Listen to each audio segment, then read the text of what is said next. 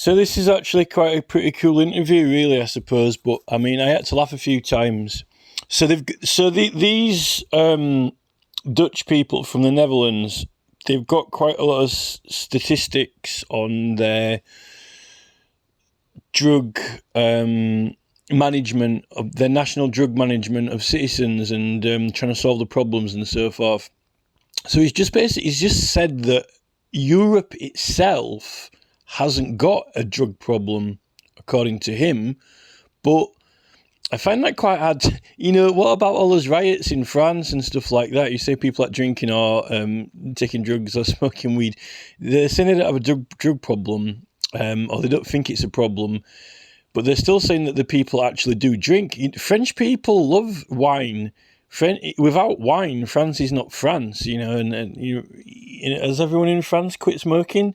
But anyway, so he's saying that they've in Denmark, in Amsterdam, or Netherlands, whatever you want to call it. So they've been surveying and getting the statistics on solving drug problems and how people respond to different drugs and their habitual behaviour and so forth. I don't necessarily think that they've got the best insight ever into the problems, but they've definitely got the figures and numbers on it. But I guess it's just like anything else. It's like a Mark Zuckerberg experiment, isn't it? They've got stats and numbers and they're flashing images up on the screen and getting data back, but it doesn't necessarily, whatever model they're using doesn't necessarily explain absolutely everything. But they've definitely got some data on there which is giving good feedback or useful feedback. So he just said that no one takes heroin. Heroin's a loser's drug or whatever, which I suddenly realised after it's like the drug of choice as what Robert F. Kennedy Jr. is well known for taking. So I thought that was a bit of a slap in the face, really. I thought it was quite funny. It's like, oh yeah, heroin's a loser's drug, For RFK sat there used to take heroin. I thought that was hilarious. So what he's saying is he reckons that after he said that, though, heroin's, people don't even rate heroin or even think that it's decent, but then he continued the conversation talking pretty much towards the last end of the video about heroin and going on methadone. So I don't know how he ended up doing that after he said that no one rates it and it's a loser's drug or whatever. And then he says that the drugs that people do rate and what they do like, he said, is cocaine, which I find quite hard to believe because, I wouldn't have necessarily thought that when he says it's a loser's drug or it's a winner's drug, winning in what though? Winning in sport, winning in business, being a social winner, or people going in their own homes and so forth. You would have thought, Michael Barrymore, for once, was selling it under the table, apparently, when he was meeting celebrities. I think when he says that it's a winner's drug, I think what he means is that it's a drug that people might take in more kind of like affluent or celebrity or kind of like upper class business circles. The thing about this, the conversation that they had, you've got, if you're going to talk about this subject, you want to you've got to get into the nooks and crannies of the subject. You've got to get into the subjective part of it, the effects of it. I don't hear anyone talking about the effects of these different drugs, comparing them to each other and into the subjective psychology of them. And this is the funniest thing about it. Then RFK says, what about mushrooms? And he's like, no one takes mushrooms in Amsterdam. I find that quite, you want to get Dennis McKenna on with this guy because I think that he would come to quite a lot of disagreement. Firstly, there are a hell of a lot of shops in the Netherlands and Amsterdam which specialised in ethnobotanicals, right? There's a lot of ethnobotanical shops in Amsterdam and Denmark. There's a lot of people interested in ayahuasca and medicine healing, peyote and all that kind of stuff. That kind of Terence McKenna area of subject, if you want to call it that. So it's meant to be quite big in the Netherlands. But I did watch a programme. I have actually seen a program about the Netherlands, funnily enough. So I am actually a little bit, I've got a little tiny bit of knowledge on this subject. So it was actually a full documentary, and it had these zones, these areas in the Netherlands where there wasn't any laws or something, or there wasn't any drug laws, and they were allowed to kind of do what they wanted in there, or at least smoke cannabis and so forth. And they had all these art communities where they were like sharing apartment blocks and flats and houses, and it was very, very artistic. There was lots of things everywhere that people had made, and they were kind of like self-governing. But every so often the police would come in to do these certain drug busts against these certain specific drugs that were illegal. But I think cannabis was completely and totally legal. Now, one of the drugs that they said was definitely 100% illegal was DMT, dimethyltryptamine, which is the main component of one of the parts that you put in ayahuasca to make the vision stronger, the visual vision parts of it.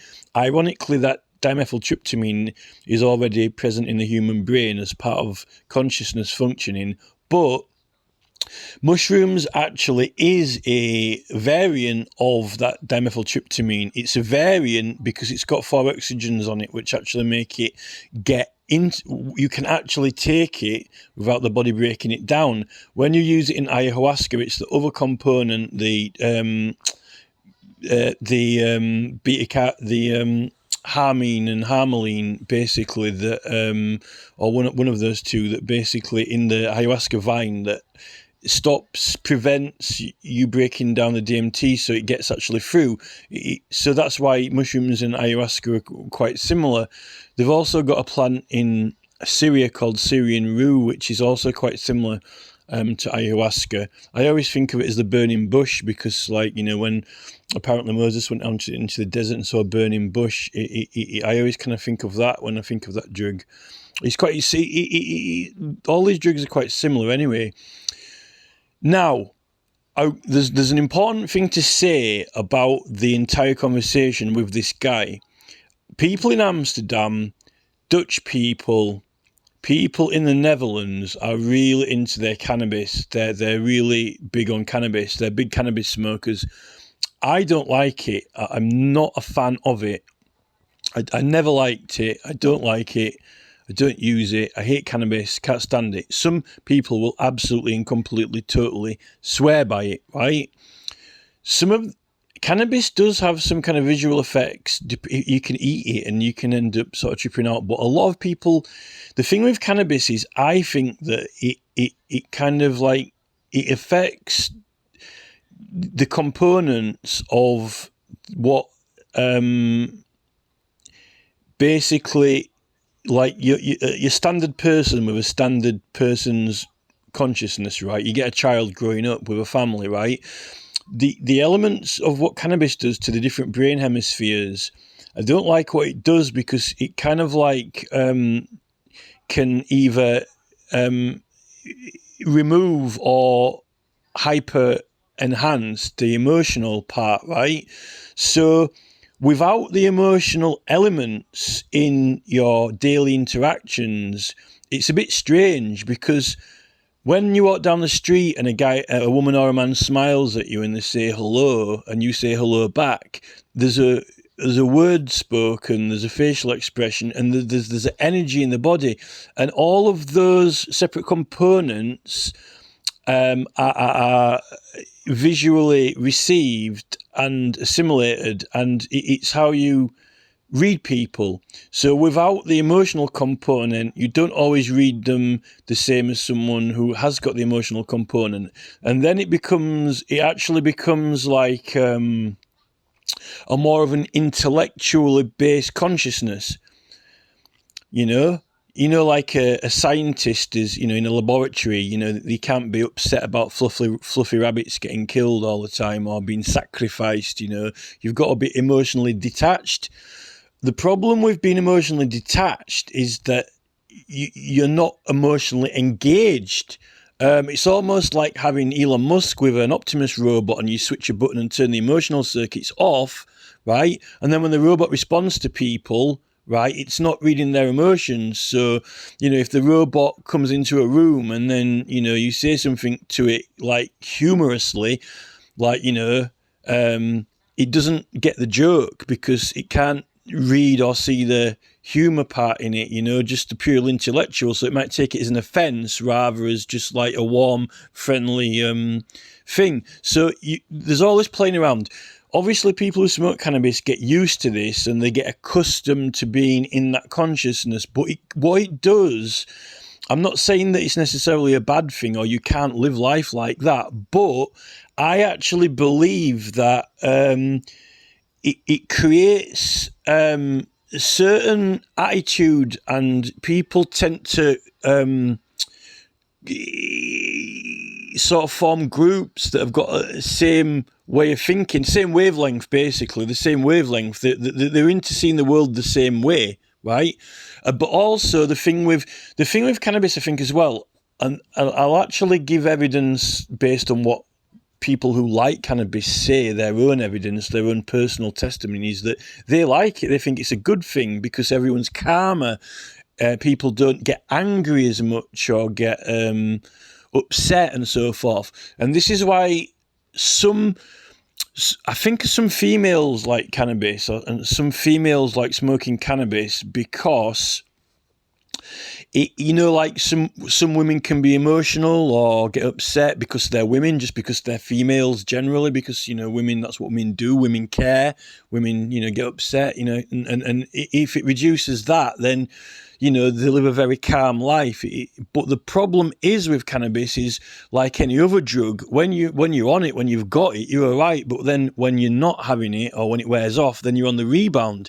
And I've seen people who are big cannabis smokers, get when they're not on cannabis or when they haven't got any cannabis or can't find their cannabis, like throwing things down the stairs, like throwing DVD boxes or kicking off because they haven't got the drug. So, obviously, if you get used to being super chilled when you're on it, then what about when you're not on it, So, and there's also another group of cannabis users who, they smoke it for a long time and they get so familiar with it or like big time smokers, but then they just end up maybe realizing that it's not good for them through a learning process, and then they just end up quitting voluntarily, just like someone quitting smoking cigarettes or someone quitting alcohol or someone quitting junk food, just because maybe they eventually learn that they're better without it. But there's still people who are going to be lifelong cannabis smokers just because they swear by it and they like it.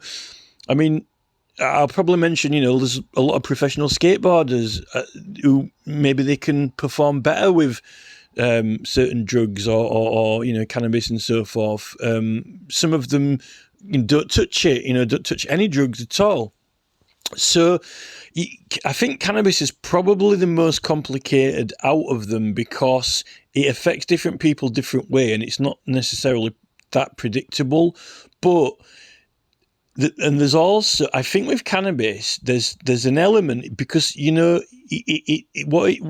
all of these drugs, the majority of them have a main that they're.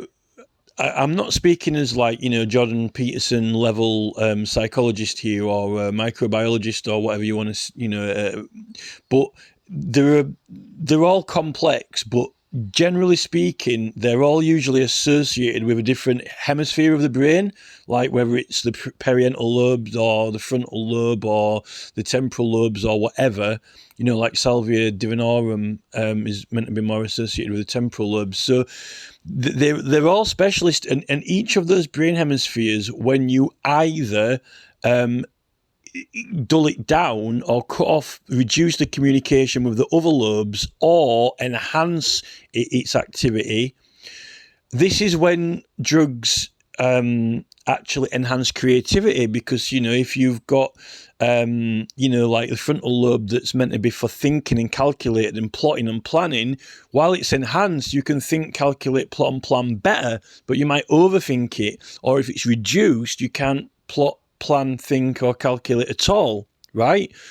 And then you've got like the parietal lobe, and you've got all these different ideas, thoughts, imagination, spontaneous ideas, association. This is what ends up getting people paranoid or worried sometimes because, they can have ideas. But the thing with the human evolution and the human being is this, right? We have got, if we didn't gain enhanced imagination, we wouldn't be human. We'd still be primates. So the problem is, whenever you get a new ability and a new capacity, you've got to learn to control it. So if you can suddenly think of new things, whenever you think of new things, you're going to think of both new and bad things, right? Because it's just new. It's like a jungle, when you find a new bit of jungle, you've got to explore it. There are all kinds of different things there, some safe, some dangerous. So you've got to explore. So when you take these drugs and it either reduces one lobe and then the other lobes have suddenly got this greater burden or capacity to take on, or you enhance a particular lobe of the brain and then it works better than it ever has done before, you're always exploring new territory. And you've got to, it's like a bike, you've got to learn to steer it, you've got to learn to balance on it. Some people have stabilizers.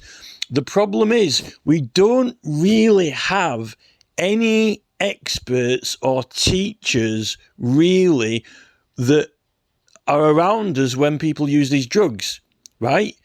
All you get is student house parties or, websites, forums, things like that. It's unofficial. I think possibly we did with the Druids, and my hunch is that, the religious sacrament, they had a framework for it with their temples and a model. And, they had more like the South American model when you've got, your guides, teachers and religious figures. And then at one point they just scrap the whole thing. And then it becomes purely symbolic, the sacrament and the, I think that's what happened somewhere between the Celts and the Romans taking over. I think they scrapped it, for better or worse, or officially anyway. People are, there's always the unofficial part of it. So, but, we don't need to talk about that, because all you need to do is, listen to Terence McKenna or Dennis McKenna, and then, they do all the talking about it. I don't need to talk about it. So, there is so much to say about these things. Now this dude here in the video, in the interview with RFK, this Dutchy guy, he's like, oh, no one in Amsterdam or Denmark likes mushrooms or is interested in them or takes them. Well, what I will say is that I know this for a fact. I know that I think DMT is on one of those hot list drugs. It's one of those drugs that aren't even allowed in those areas where they allow drugs. Now, this is the thing. When I watched that documentary about Amsterdam, and there's like drug areas and there's experiments, like social experiments and so forth, I noticed that, and this is my little Klaus Schwab bit to it. This is my little King Charles III and Klaus Schwab and, like global takeover and, what's going on. Does anyone know what's going on around here? I noticed that the super Euro elite government, the Larry Fink, the Bill Gates, the Klaus Schwab, the Valkyrie woman, whatever you call her, Queen Elizabeth, the third reincarnation, Valkyrie woman, whatever she's called, Euro woman, that Euro woman, with the hairdo, who keeps always getting elected because people like that, they've got noticed that all of the drugs that Terence McKenna and Dennis McKenna would swear by, but actually are supposed to promote ideas and dreams and concepts and are associated officially with the evolution of the human, although I suppose all of the drugs are in their own separate way, I suppose. But all those are still illegal in Amsterdam. But those are the drugs that make you think, outside of the box, like, what's going on around here? What's actually happening in the world? What's going on? What's Klaus Schwab up to? What's Bill Gates up to? What's Larry Fink up to? What are they doing with all these, surveillance and cameras? What they're doing to us with the food system. We've got to figure out what's going on. Oh no, now everyone's suddenly just realised that there is something going on, and they're trying to pull this BlackRock Vanguard world takeover thing. Things like that. You see, they got them all in cannabis, and I don't necessarily think that, I'm not saying that people who take cannabis don't know what's going on, but I'm sure that drug is more about, sort of like calculating how much money you've got coming in, and I'm getting this amount of dole, or I get paid this much, and I'm sorting out this much for my electricity bill. That leaves me £3.50 to go buy my next bag of cannabis, and then I've got £6.60 for electricity. Then I can go out 3 times this week, and then I can probably go out, catch a bus to the BMX park or something, and then we can go to the seaside, and I can buy 3 ice creams, 2 donuts, and a pancake roll. That type of thinking. Bill Gates numbers. Coding. Probably even coding on a computer coding. Like ones and zeros. Working out how much BlackRock Vanguard. Working out in the stock market. There are these different drugs. All have different areas of effects in these things, but generally every single person has got their own unique, everyone's different, and everyone is, like if you get 10 people, they're not all going to be the same height, are they?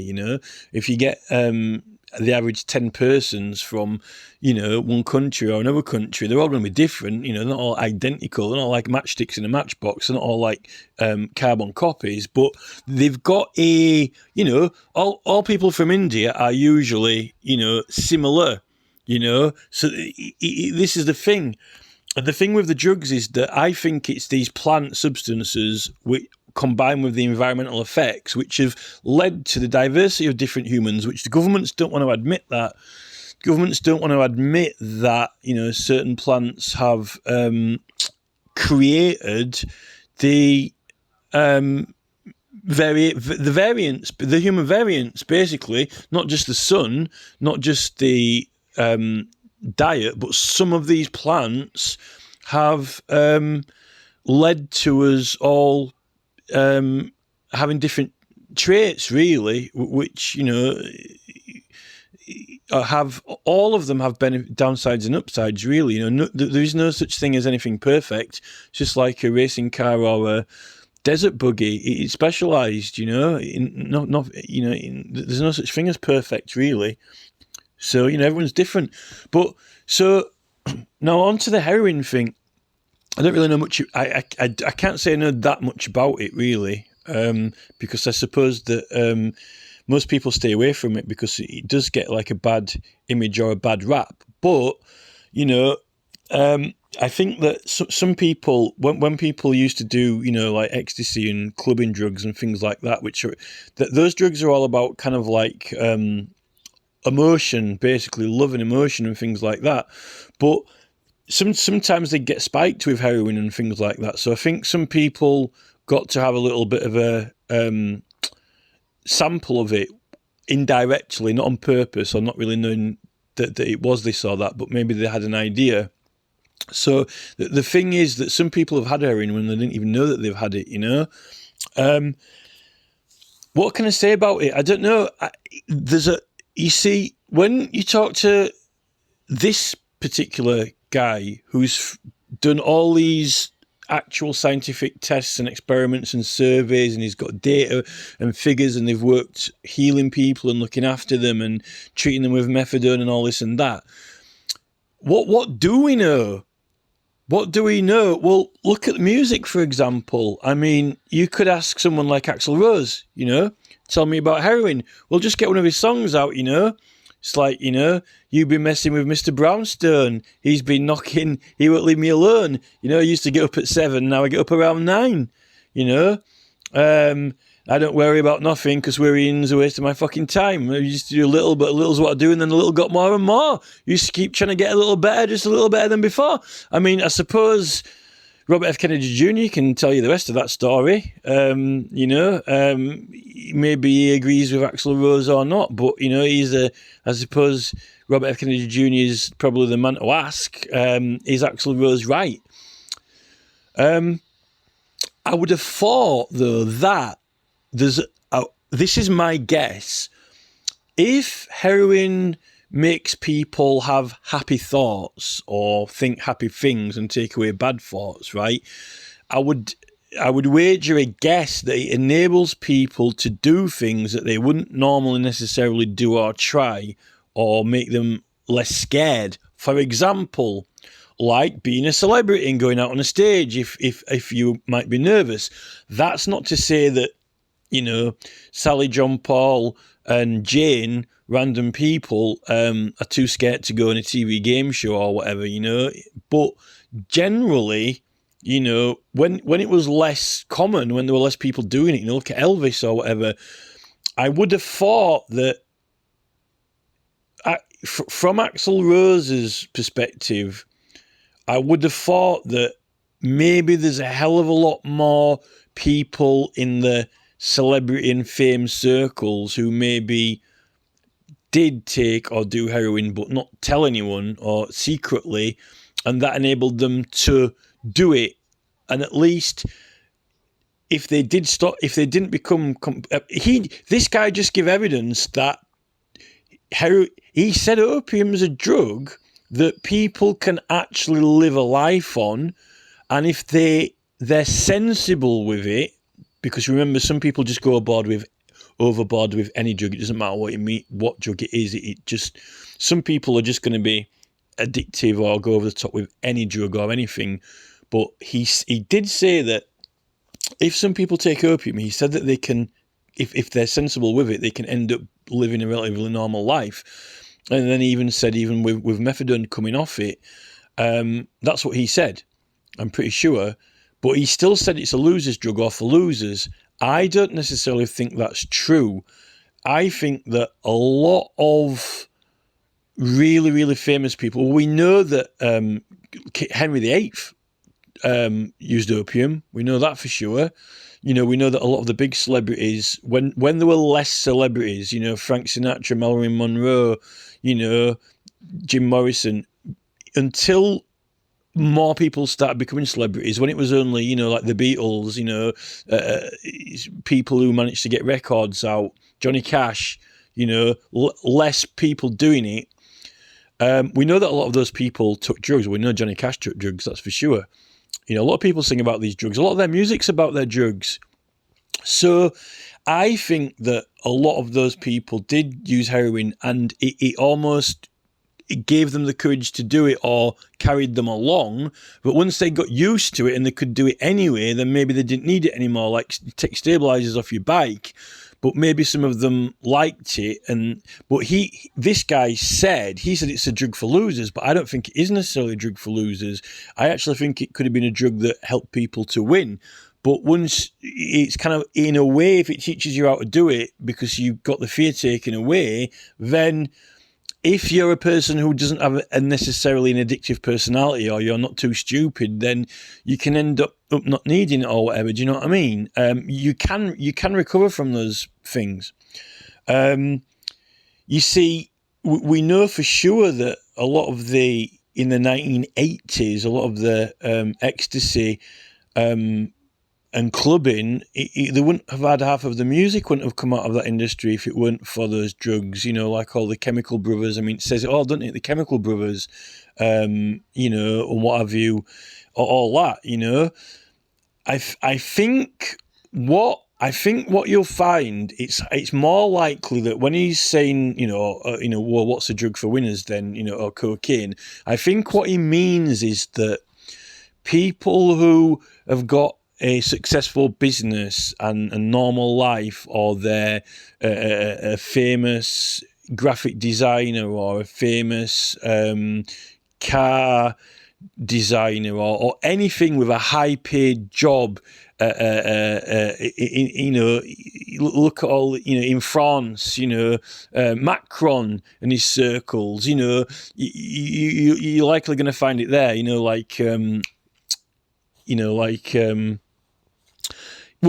am the real Michael Caine, you're an imposter. So it's like,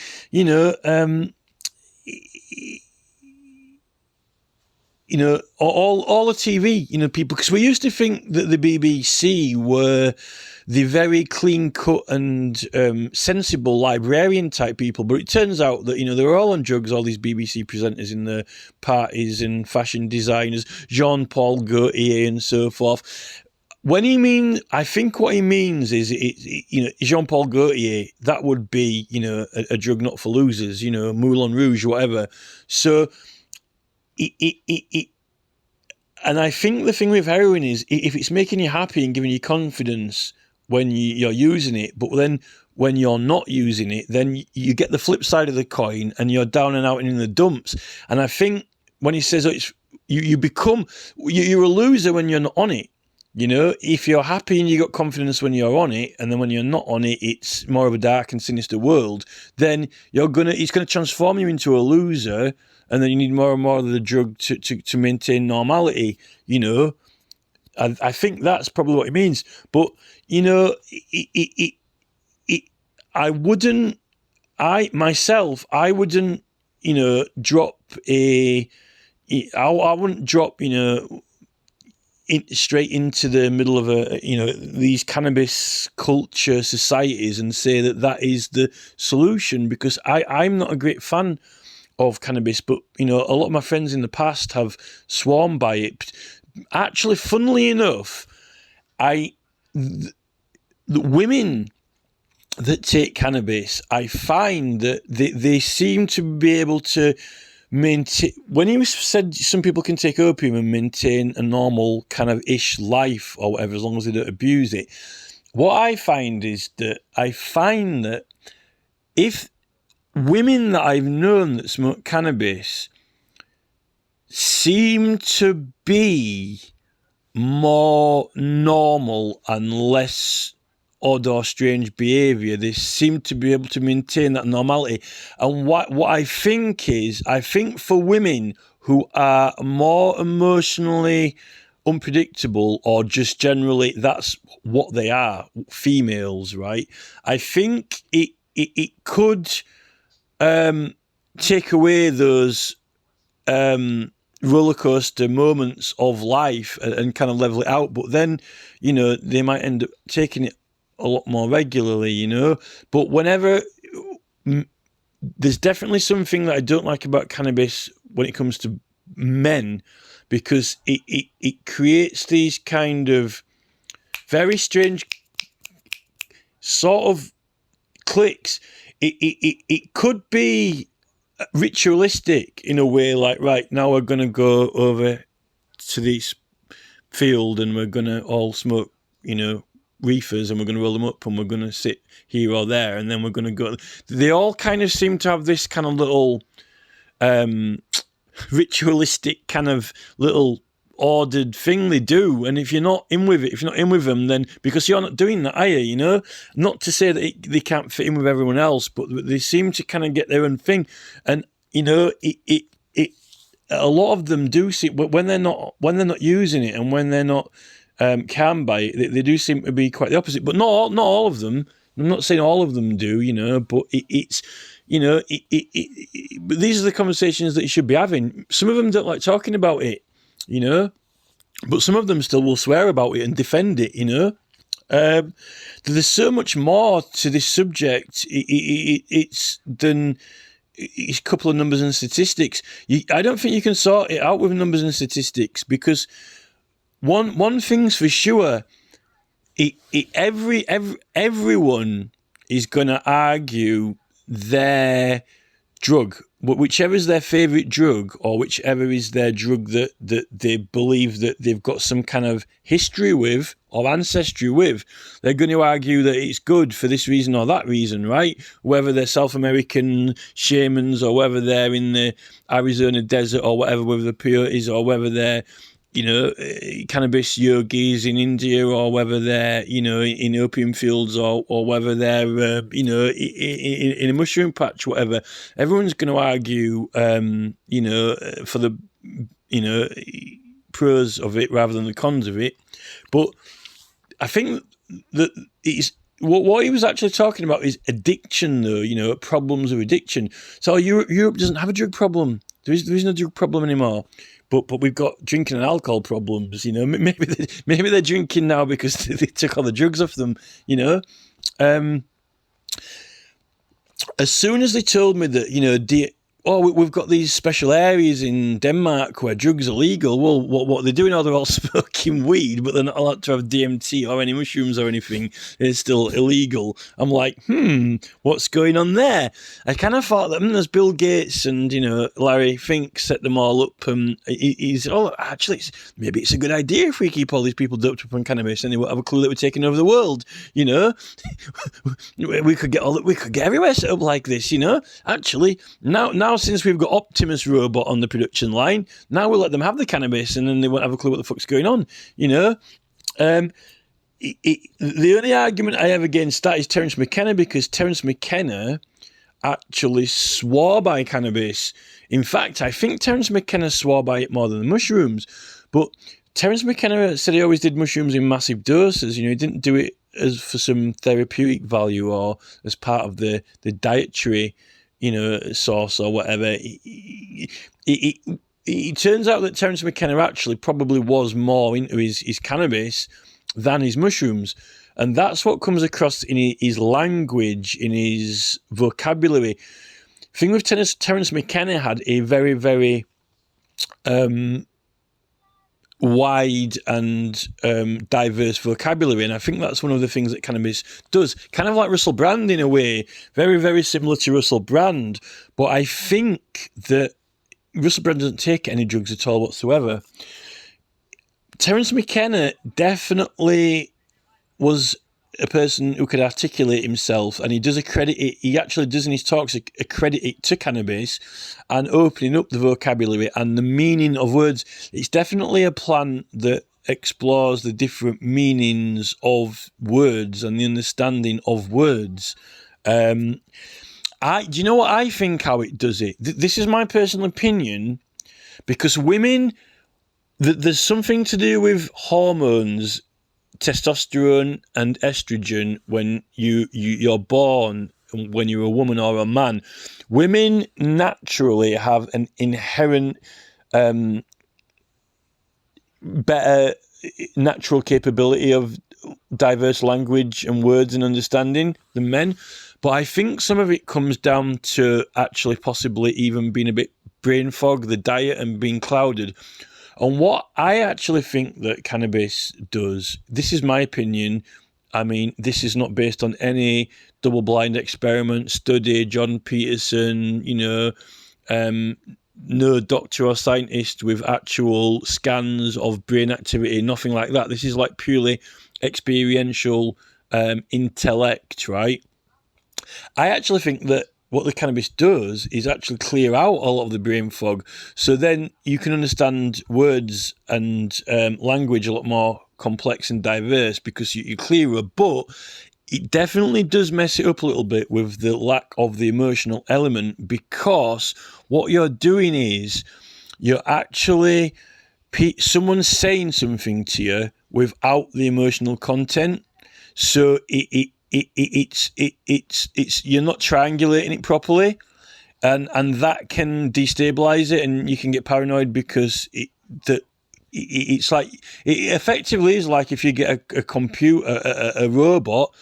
Those new robot dogs, they can only balance because they've got sensors, right? So if you switch 3 or 4 of the sensors off, then the dog, it might not walk straight, or it might not respond properly. So if Elon Musk creates, an Optimus robot and he's got new features on it, if you turn some of those features off, then they don't work, right? So only part of it's working. So if you switch the emotional part off, then it ain't working properly. But if it's got a hyperactive emotional circuit like some women, if they get very extremely angry, there's nothing worse than a scorned woman. If you switch that bit off, then hey, then you've got a hippie woman. Then she's not scorned anymore. Hey, chill, man, everything's okay. What's to get pissed off about? And maybe unless you can't get any cannabis, and then she might start throwing bricks around at you, to get it. So this is the thing. There's so much. There's so much depth and complexity to this subject, and the thing is, I don't necessarily think that just, this is an objective, trying to get people off it, and then we can say, hey, there is no drug problem because we don't have any drugs, I'd be interested, okay, what drugs has Bill Gates done then, I'd be interested, let's find out, if Bill Gates, let's get a hair sample from him, Bill Gates, or he'll be shaving his head off tomorrow so we can't get one, let's get some, what drugs has Bill Gates done? Has he been smoking a bit of cannabis? Did it help him do his Microsoft, programming? Has Larry Fink, you see, who's a secret lemonade drinker? Maybe some of these oligarchs. Branson's well known. Branson self-confessed. Branson took ecstasy with his son on his island. Maybe it helped him, become a music guru, So, Branson self-confessed for one, and God knows what else has been up to on the island, Probably got, probably been squirting at people like a jet wash, So, some of these successful people, but the dark thing about these successful people, if they have been themselves, almost like the police, no, don't go speeding, it's naughty, no, you can't break the law, don't drive more than 30 mile an hour down this road. 10 seconds later, choo, who's that? It's a fucking speeding policeman. Where's he going? Oh, I thought you said not to do that. Oh, I'm catching a criminal. I said, oh, don't do any drugs. It's Larry Fink. He's on the Dream Machine. Oh, Larry, you don't do any drugs. You got behaviors. You got to control behaviors. Larry Fink, got to control behaviors. Larry Fink, don't touch drugs, kids. Don't do drugs. That's funny, Larry. Would you like to submit to an alcohol, the breath test? Would you like to give some skin samples over, Larry, or give a hair sample particularly, see if there's any drugs popping up in your system? Or maybe Sergey Brin. Or maybe who's going to come forward for the drug test, for the voluntary drug test? This is the thing, not all of them have been honest. I get the impression that, because Bill Gates is so fond of this term philanthropy, it's almost gesturing, fill your boots. There's something to be filled, not just his wallet, maybe his brain, maybe his ideas, I get the impression that some of these Bill Gateses and Larry Finks and so forth are secret Terence McKennas, they're like, but they don't tell anyone, it's because they don't want to reveal themselves. They don't want to reveal themselves like Terence McKenna. You know what happened to Terence McKenna. So they're not being straight with people, and that's the thing, and that's why I'm a bit, is it necessarily a good idea to end up, with Cannabis City? Everyone on cannabis, while we're secretly getting taken over by these oligarchs with their dark and sinister plans. This is the thing. But as for general addiction, I don't really think that I reckon it's probably going to be more difficult to get people healthy rather than get them off drugs, because look now at the addictions that people have got, and only now really the supermarkets are coming around with healthier and better food, but they're making people pay for it And then they've got all these nectar cards. Oh, you're a loyal customer, loyalty card. Oh, well, thank you not for ripping me off, Well, if you haven't got a loyalty card, then I'm off to scam you another £1.50, Oh, really? But I'm here, why wouldn't I be loyal? No, you got to have the card there. Well, the card symbolises you're loyal, and also it's called a loyalty card, and it's, psychological effects of loyalty, You'll be loyal to us, consent, submit, accept. Where did you conjure that idea up? It's like some kind of South American shaman's magic voodoo, like open sesame, gather round, my minions, abracadabra, here, you will all have gold cards, consent, submit, accept the magic of Bill Gates. He's David Blaine, Ooh, that's my new spell, that one, That's amazing. Look at this. You've got them all to consent, submit, accept. We're off to see the wizard, the wonderful Wizard of Oz, because of his wonderful nectar card that saves you £1.50 whenever you buy a 4-pack of ginger ale, Oh, look at that. 12 months later, look at this. You've been paying an extra £5,000 than me. But I've been going to that shop every day, and so have I, but you didn't get the loyalty card, so you can't be loyal. No, I am loyal. I went in there every day. I said, but you don't have the magic members card, do you? I'm the one submitting, consenting, and accepting all the policies, Wouldn't have got that past the jury in a magistrate's court, would they? This is the thing. The magic world of Bill Gates.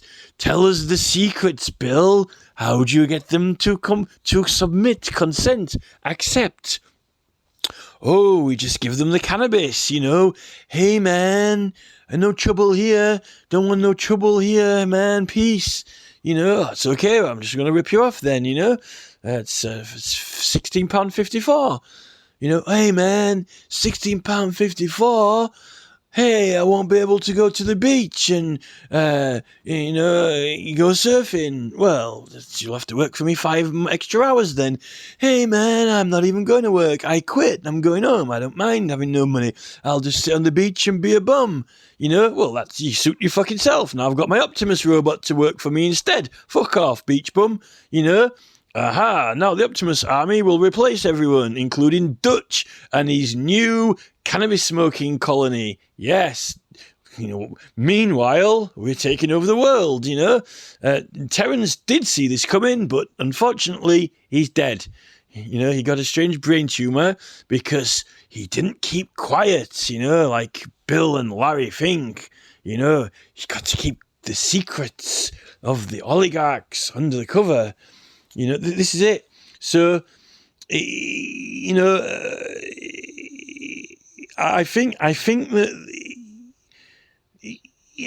what was happening in the late 1800s when all these things were legal, Pemberton's, cocaine, wine, and you were getting cocaine tooth drops and all kinds of stuff that was legal.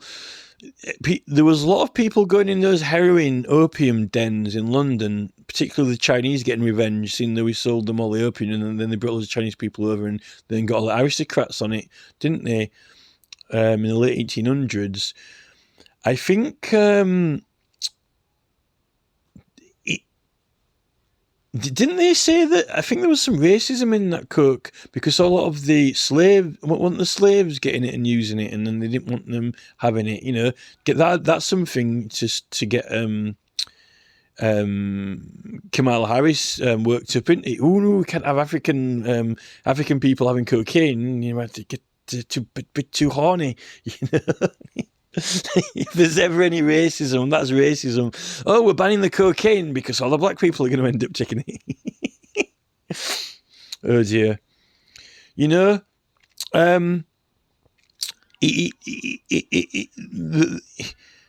There's definitely some kind of evolutionary element to these things. If all these plants were completely legal in plant form and just part of the food diet, would people still be getting moonshine stills and making them themselves, or what? Or would people just I don't know. This is the thing. I think the problem is that a lot of these things have been part of the diets of humans all over the planet, and like anything, like the food's getting abused now. They're making some really not food that some people like it. It tastes really nice, but it's not doing us any good. So it's just not. And that has social effects, because people are either lethargic or can't perform properly, or they just end up ruining their bodies or whatever, or they can't do sports or things like that. I don't think the drugs problem really is that different from the food problem. It's just more intense than the food problem. It's still the same problem. The food problem and the drug problem are the same problem. It's just that drugs are highly, highly intensified, and the effects are a lot quicker and faster and harder and stronger and more prominent, but the other effects of the foods are just less concentrated.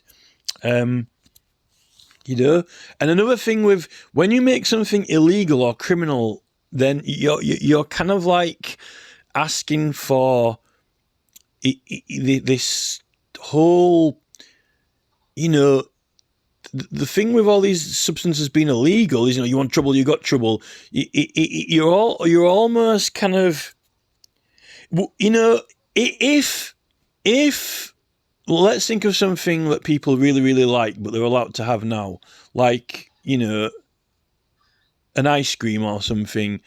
What would you do if that was illegal and, you had to look around to see if the police were coming, and you had to go to an ice cream dealer and you had to have a fridge, and it's hard to hide the fridge because, you got to have, most fridges or coolers have got to have power on them or whatever. And, you're making it, I guess that prohibition's a good model for that, with, the whole Elliot Ness kind of thing, the whole alcohol prohibition, and they totally, completely banned alcohol in America, and they tried to completely, totally get rid of it. People end up kind of like doing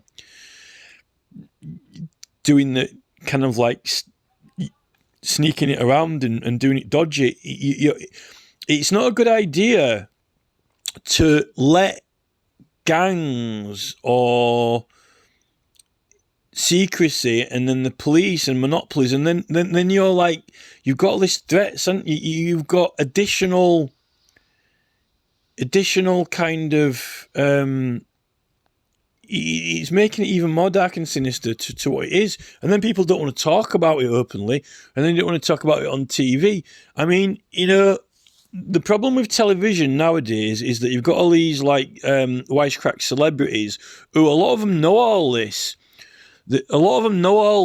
And yeah, they're playing charades with the audience, and they're like, in cotton on John. It's like, cotton on. So a lot of these things are known, but they're only talked about in a comedy or kind of non-direct kind of innuendo manner, and that is, and it ends up becoming entertainment. So then you end up getting all these TV shows where they're making references and innuendos about things that are meant to be funny, but everyone's supposed to get it, but you can't officially talk about it or deal with it because it's illegal, and the whole thing, with the police and so forth. So it's just it's like the worst way to organise the world. It's like parking. It's like parking. Making normal people who are going out, to just do the shopping into criminals. But governments like doing this. They like, not only do they make money out of you, but they make you into a bad person when you're actually just going to do something normal and innocent. I would have probably wanted to hear more data from this Dutch guy about what type of, how are these cannabis societies and cultures behaving and conducting themselves, And what about, where are the the effects of cocaine on successful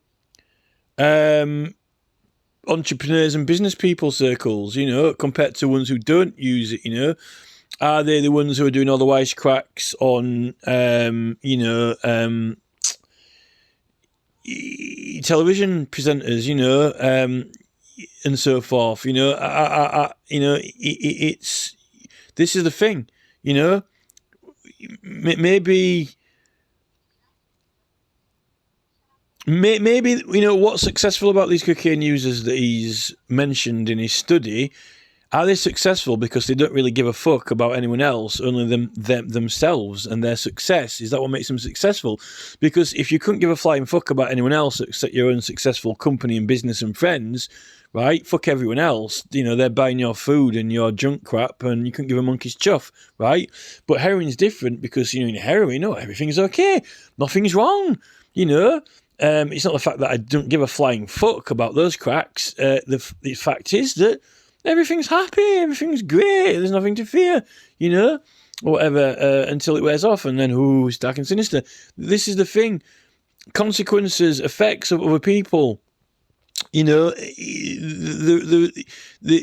could take Jordan Peterson on a fucking cruise on this, you could sit Jordan Peterson and be like, a gnome on a mushroom, in the middle of the fucking Amazonian jungle on this subject, You could take Jordan Peterson on a fucking, you could, like around the world in 80 days, innit?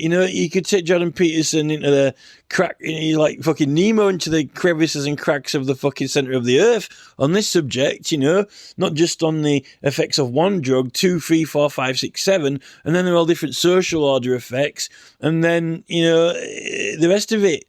But apparently, there aren't any problems. Europe doesn't have any problems, Europe doesn't have any drug problems. Oh, really? Well, let's see Miss Valkyrie line up the front of the drugs test then, with a